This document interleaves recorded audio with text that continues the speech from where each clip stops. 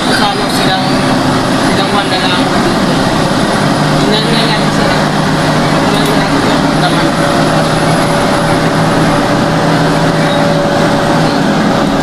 Okay, cash yung 400 po. At meron dalawa. Cash card. Yung pangalan ko sa tiyan. Apa. Jenny Mercurio, no? Ayan. Hindi. Apa. Pakiklaim na lang po sa silang 1 Dalaga Cavite. Kahit anong yagyan po sa medyo, dadaan ko yun doon. Sir Dennis Mercurio. Ayan sir, pakikuha na lang po ng gamit nyo sa aming office sa silang 1 Lalaan Cavite. O kaya sumakay po kayo sa kahit anong air dyan na bus, yan po ay dadaan ng office namin sa silang.